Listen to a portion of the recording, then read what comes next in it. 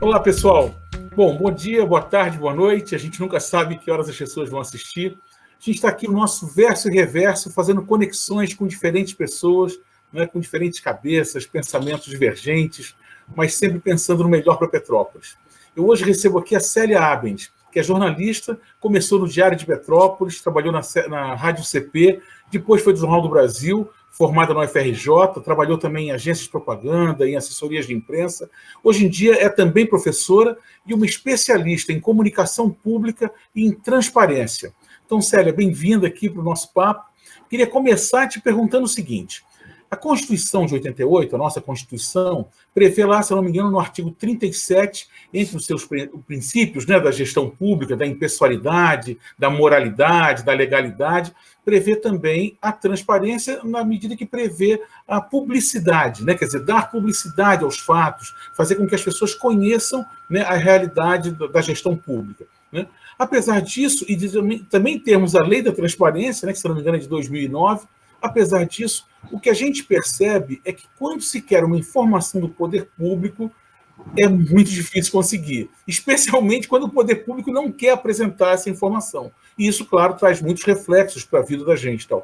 Queria saber a tua avaliação, como é que está hoje, né, você que é uma especialista nessa área, como é que está a transparência, como é que está o acesso da população às informações do poder público? Bem-vinda. Oi, Marcos. Oi, pessoal, tudo bem? De fato, a gente, desde a Constituição de 88, a gente vinha passando por momentos de melhoria, né, do aspecto do artigo 37, que prevê que se dê publicidade aos atos públicos. Então, como você mesmo falou, com a Lei da Transparência em 2009, depois a Lei de Acesso à Informação em 2011, foi-se ao criando mecanismos para que a população tivesse acesso às informações públicas, né? Lembrando que a Constituição diz que é direito do cidadão ser informado sobre os atos públicos, né? Só que o Brasil hoje, ele vive estágios diferentes. Você tem entes governamentais muito avançados em termos de transparência, que fornecem todas as informações previstas na legislação da forma mais acessível possível, até você tem, por exemplo, aqui no estado do Rio de Janeiro, de acordo com um último estudo feito pelo Tribunal de Contas do Estado, em 2017, você tem, por exemplo, câmaras de vereadores que não oferecem nenhuma transparência, né? Então, tem um site onde você não encontra o básico do básico da transparência.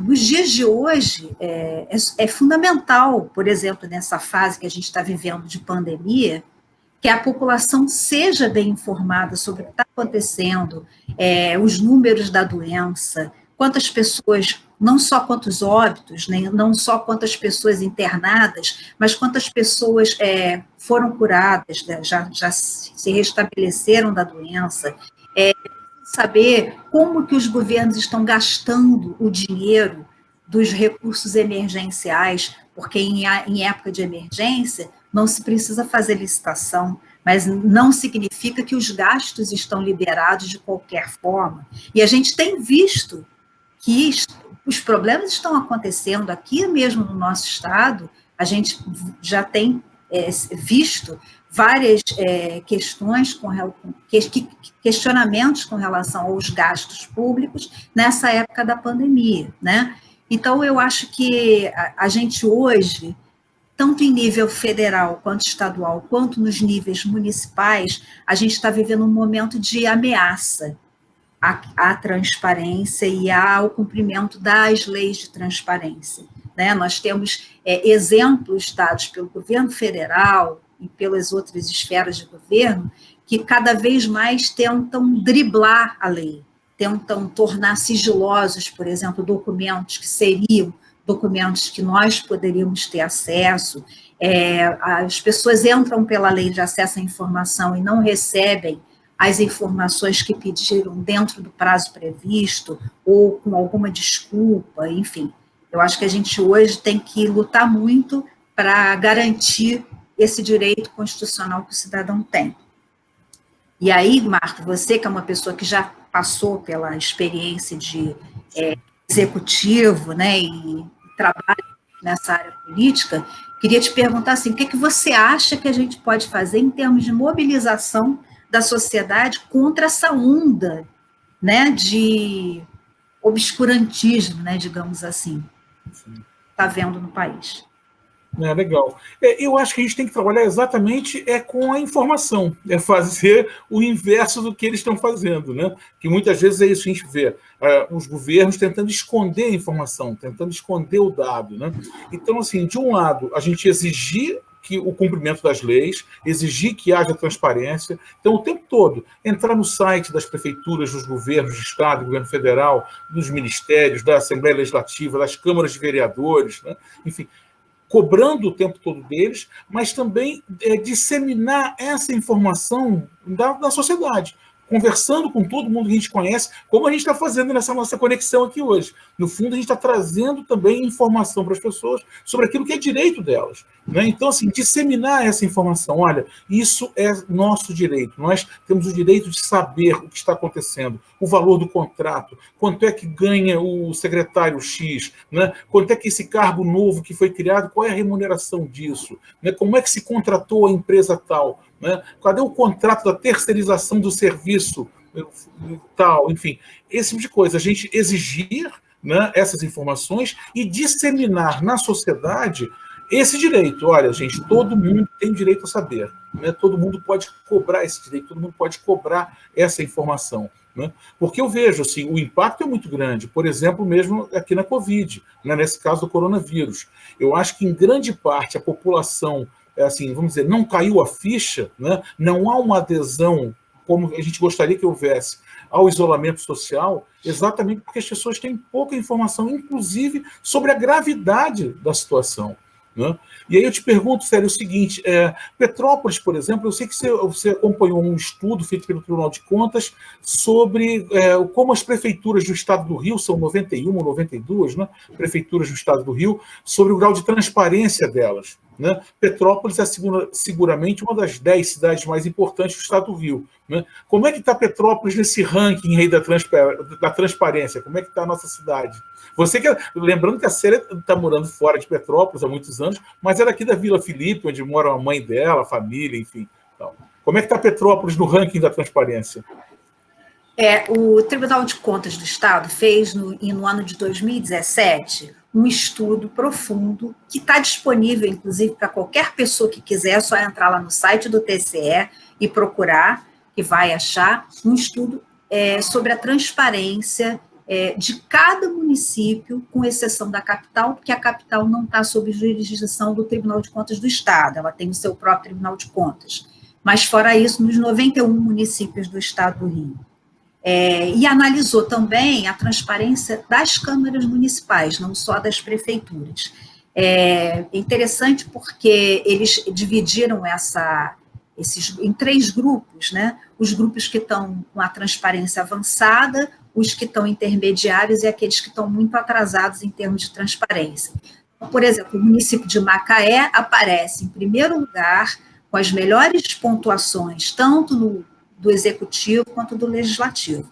Petrópolis, no legislativo, aparece em 10º lugar, o que parece uma boa colocação. Mas no executivo ela aparece em 53º lugar. Isso é a prefeitura, então? A prefeitura. E as notas, na verdade, de Petrópolis, tanto no legislativo quanto no executivo, elas são muito próximas.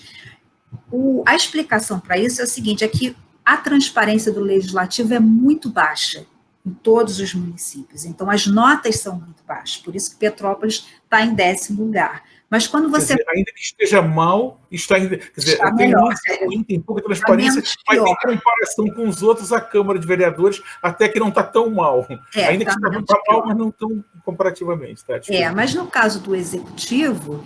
É claro que eu imagino que de 2017 para cá, esse estudo, inclusive o Tribunal de Contas fez, no sentido de orientar as prefeituras a melhorarem em termos de transparência. Então, acredito que tem evoluído. Hoje, se esse estudo fosse feito, provavelmente os municípios teriam alcançado uma nota melhor, mas o que a gente percebe é que, assim, quando você fala em transparência, eu já passei por vários órgãos públicos, eu já trabalhei no legislativo, já trabalhei no executivo, em vários órgãos, e que você, assim, o gestor, em geral, ele não entende que ele tem que cumprir a lei à risca.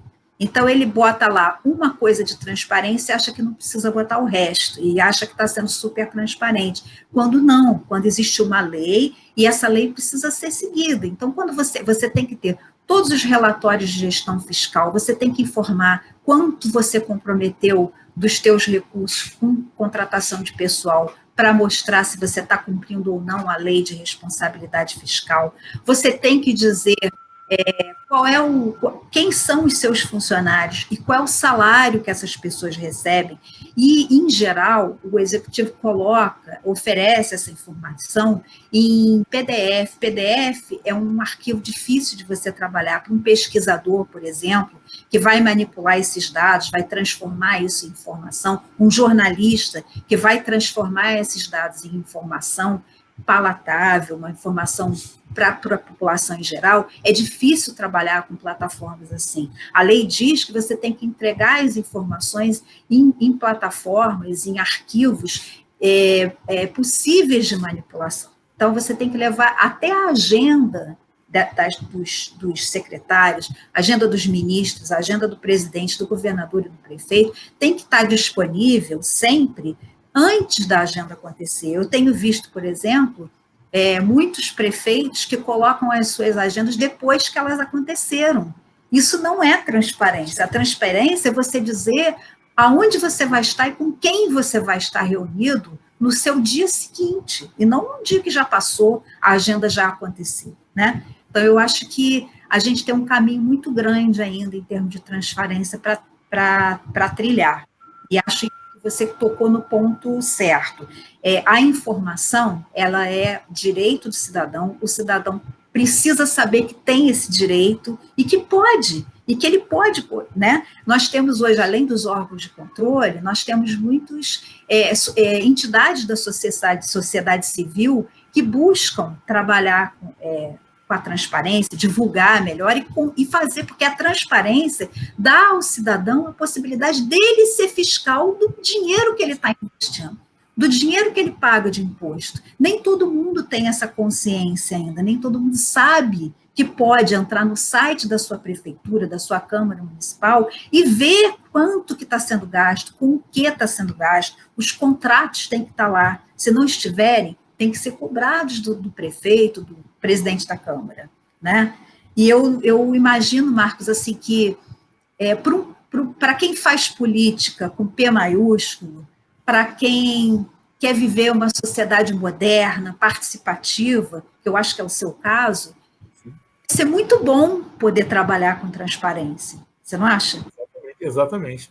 Não, exatamente, porque quando a tua intenção é boa, quando a intenção é positiva, né, a transparência é uma aliada do governo, né? Que esse é um dos problemas hoje, quer dizer, a gestão pública muitas vezes é feita de uma maneira em que a população mesmo já vira quase um adversário. Toda vez que o sujeito é cobrado, ele se lamenta daquela cobrança, quando deveria ser o contrário, né? Quando um cidadão vem com uma reclamação, você deveria agradecer, falar assim, olha, que bom que eu estou sabendo, porque de fato um prefeito, né, o vereador, ninguém tem como saber tudo, né? Então, se chega uma reclamação, você tem que receber isso com bons olhos e dizer, olha, que bom que você me trouxe isso, vou procurar corrigir, vou procurar atender, enfim, né? Então, a transparência é também isso, né? Assim, tem que olhar dessa mesma maneira, né? Tem que ser uma aliada da gestão, né? Quanto mais transparente, mais você vai ter retorno da informação, né? Mais você vai poder atender bem os seus concidadãos, que é para isso que você está ali. A gestão pública é feita para isso, para harmonizar a cidade, para fazer a coisa mais democraticamente possível, né? Quer dizer, o investimento público tem que ser bem dividido, tem que ser espraiado por toda a cidade, enfim. Então, não pode olhar a transparência, né, essa disponibilidade de dados, como um adversário, como um entrave, ou como um dificultador para o governo. Tem que ser o contrário. né? Olha, quanto mais eu der transparência, mais eu vou ter diálogo com o cidadão, que é o que me interessa, né? Promover a conexão com a sociedade, promover o entendimento, o diálogo, a interlocução, o nome que a gente quiser dar para essa conversa, para essa interação que é necessária. Porque eu tenho dito muito aqui, Célia, sempre nas conversas, nos meus pronunciamentos, né? O poder público peca muito porque ele é assim, ele se sente onipotente, né? Aquele gestor que acha que ele manda, que ele tem o poder, que ele tem a autoridade, que ele vai resolver, está errado, ele está equivocado. Ele só vai poder liderar os processos. Ele pode articular as diferentes forças. O poder público tem uma força que está no seu pessoal, está no seu dinheiro, está nas suas possibilidades. Mas grande parte da força da nossa cidade está no seu empresariado, está nos seus trabalhadores, suas trabalhadoras, né?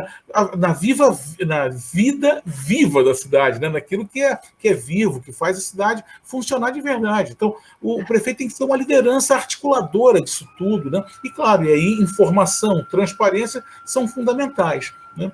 Eu até quero te perguntar uma coisa sobre isso, que é o seguinte, eu estava falando da Covid agora há pouco, né? Eu queria saber da tua experiência com isso, como é que você tem vivido isso. Eu vejo que em Petrópolis, por exemplo, muitas vezes as pessoas não sabem nem a que hospital se dirigir, a que local se dirigir, porque, quando estão, por exemplo, com febre, com sintoma da Covid, ou ao contrário, estou com um outro problema, estou, por exemplo, me sentindo mal do coração, estou percebendo que a minha diabetes não está controlada, enfim, mas fica com medo de ir ao hospital, porque nessa onda da Covid, né, nesse grande problema que a gente vive hoje, a pessoa tem medo de ir a um lugar e se infectar com Covid, né? Essa informação, você sente que está faltando também? Quer dizer, a pessoa saber, não, olha, quem tem Covid ou sintomas de Covid, está com essa suspeita, vai para esse lugar. Quem não tem, quem está com outros problemas, vai para outro lugar. Porque eu estou falando isso, sério, porque, por exemplo, Petrópolis, você tem aí uma quantidade de leitos de UTI, a cidade está comemorando, nós estamos com baixa utilização dos leitos de UTI. Mas isso porque também nenhuma cirurgia eletiva está sendo feita. E muita coisa que deveria estar sendo atendida, né, não está sendo, a coisa está sendo represada, porque a população está com medo de procurar o serviço de saúde, com medo da contaminação. E se essa informação tivesse disponível, olha, quem não está com suspeita de Covid vai para tal lugar, porque ali nós não estamos tratando Covid, ali o risco de contaminação é pequeno, né? Muita gente poderia estar sendo atendida de outros problemas. A gente sente que há um represamento. Como é que você sente isso? Olha, eu acho, primeiro assim, a pandemia, no início, ninguém entendeu muito bem o que ia acontecer, né? A população não entendia muito bem e os próprios órgãos públicos que já precisavam trabalhar com as diretrizes da OMS, eu acho que custaram um pouco a realizar a gravidade da situação que a gente ia viver, né? Isso se refletiu na comunicação, né, desses órgãos públicos com a população e com a imprensa. Nós tivemos, por exemplo, o Ministério da Saúde, que no início trabalhou bem com a imprensa e com a população, tinha aquela coletiva todo dia, 4, 5 horas da tarde, onde se passavam todos os dados, se davam vários esclarecimentos, se dizia o que ia ser feito no dia seguinte, e depois esse material informativo ficava disponível lá no site. Esse esquema que funcionava super bem foi desmantelado por questões aí políticas que a gente tem acompanhado, com a saída de 2 ministros médicos e agora a entrada de um ministro militar, que não dá valor para prestação de contas e de informações diárias sobre a Covid, tem uma queda de braço aí com a imprensa e tudo mais. E se foi assim no Ministério da Saúde, imagina, né, nos estados e principalmente nos municípios brasileiros, né? Nem toda a Secretaria de Saúde, nem toda a Prefeitura tem uma estrutura de comunicação montada e suficiente, né, com equipe, com ferramentas tecnológicas suficientes para montar um super esquema informativo para a população, né? Isso pegou todo mundo de calças curtas, foi difícil estabelecer, mas de qualquer maneira, eu acho que informação é tão importante quanto você disponibilizar leito de UTI, quanto você disponibilizar hospital de campanha, quanto você disponibilizar tendas de atendimento, de pré-atendimento, faz parte do atendimento das vítimas da Covid e do resto da população que precisa de atendimento médico para outros problemas de saúde. Não vamos esquecer que nós estamos aí com um surto de sarampo, que é gravíssimo, e as pessoas não estão dando nenhuma atenção para isso, mal estão se informando sobre isso, né? Porque a gente focou muito na Covid, que é gravíssimo, mas o sarampo também mata muito, é tão grave quanto. E eu acho que, assim, as secretarias de saúde, as prefeituras têm que entender que a comunicação é tão importante quanto você oferecer EPI para os profissionais de saúde, remédio para o tratamento dos doentes, leito de UTI, porque a população precisa saber para onde ela tem que ir. Se você tem uma tenda de pré-atendimento montada na porta de um hospital, ela não precisa entrar no hospital, ela pode ser atendida primeiro, né? Se não tem isso, para que hospital que ela vai, para que pronto-socorro ela vai para ser atendida com um sintoma de Covid ou não, com um sintoma de uma outra doença, ela não sabe para onde ir, né? Fica confuso. No início, por exemplo, aqui no Rio de Janeiro, a prefeitura montou logo o primeiro hospital que ficou disponível só para pacientes de Covid, foi o Ronaldo Gazola, em Acari. As pessoas da população não sabiam que lá era só para quem já estava internado, já estava com a doença confirmada, e estava internado e precisava de leite de UTI de Covid. Então, as pessoas começaram a ir para o hospital, achando, não, é hospital especializado em Covid, eu estou com sintomas, eu vou chegar lá e vou ser atendido. Não, porque lá não tinha pronto-socorro. Custou muito tempo para a população compreender como é que funcionava esse sistema, né? Então, assim, eu acho que informação, mais do que nunca, a gente está falando aqui da importância da informação para a democracia brasileira, para a evolução, né, das gestões públicas, mas nesse momento que a gente está vivendo de pandemia, é importantíssimo que as prefeituras enxerguem que investir em comunicação é imprescindível, é urgente. Você não acha, Marcos? Eu acho que é isso aí, Célia. O nosso tempo está acabando, eu sei que você está de olho no tempo aí. De fato, assim, já te agradecendo por ter estado aqui nesse papo com a gente, acho que é isso mesmo. Informação salva vidas, né? É claro que o médico, a enfermeira, o técnico de enfermagem, o maqueiro, toda aquela equipe que está ali, a turma que está lá na linha de frente, é fundamental. Mas a informação também é isso, salva vidas, né? Eu tive conhecimento agora, por exemplo, de um caso semana passada, de uma pessoa que faleceu exatamente porque demorou a ir a procurar um atendimento médico, né, porque estava nessa dúvida, se sentindo mal em casa 3, 4 dias, não de Covid, o sintoma não tinha nada a ver com isso, mas aí com medo de ir ao hospital para receber o atendimento, porque poderia se contaminar com a Covid, retardou muito a sua ida ao hospital e, infelizmente, quando procurou o hospital, já estava com um estágio muito agravado, uma infecção, enfim, tal, e acabou falecendo na semana passada, né, por falta exatamente disso, de informação. A pessoa estava insegura, sem saber, eu tenho algum hospital para onde eu possa ir, que eu não tenha risco de Covid, quer dizer, ou que o risco seja muito pequeno, né, seja o risco de transitar na rua, porque naquele hospital não está tendo atendimento de Covid, né, tem essa separação, como é que é? Essa informação está faltando, infelizmente, né? E é isso, informação podia salvar uma vida, né? Enfim, podia salvar as pessoas. Né? É fundamental. E, claro, transparência, né? A transparência ajuda na boa gestão do dinheiro público. Né? Quando a coisa é transparente, é muito mais difícil ter o desvio, é muito mais difícil ter corrupção, né? E o dinheiro, então, é melhor empregado e também vai acabar salvando mais vidas lá na ponta final. Né? Célia, queria muito te agradecer por estar aqui com a gente. Nosso tempo, infelizmente, é curtinho, né? Dá vontade de conversar muito mais tempo. Então, muito obrigado por estar aqui com a gente. Espero que a gente, uma outra oportunidade, possa conversar mais sobre esse tema que você é especialista, né? E outros temas também, é claro, que possam aparecer. Tá bom? Valeu, muito obrigado mesmo. Um grande abraço aí para você, querida. Olha, eu agradeço, foi ótimo esse bate-papo e eu estou à disposição quando vocês quiserem. Eu continuo sempre nessa minha cruzada a favor da transparência, tá bom? Um beijão para todo mundo. Legal. Muito obrigado, Célia. Obrigado, pessoal que acompanhou. Vamos em frente. Até a próxima. Um abraço grande.